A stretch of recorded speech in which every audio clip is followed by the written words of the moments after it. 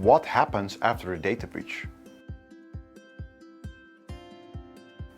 Well, what happens after a data breach, of course, really depends on whether you notice where you had a data breach, yes or no.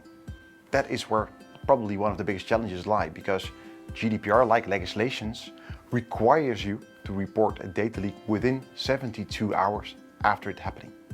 Once you have identified the data breach, it is important that you inform all those that are involved, because the people who you leak data from, it could be your patients, it could be your clients, it could be your employees, they should be made aware as soon as possible of the event of a data breach.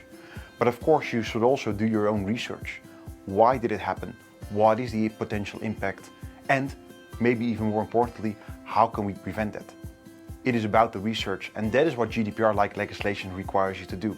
To do everything within reason, to understand the why, the what, and to create a so-called learning organization. But that is on a process level. What really happens after a data breach depends on A, what the impact of a data leak was, and B, if it's you to blame. Because if you're to blame, under GDPR, you can get fines up to 4%, and that could even run into 100 millions, like the fines that BA and Marriott Hotels got in 2019. But maybe even more importantly for most organizations, depending on the impact of a data leak, it can severely impact your image and is can occur with high costs, because research has shown that 60% of all the small companies go bankrupt after a data leak within 6 months. So that could cause after a data leak.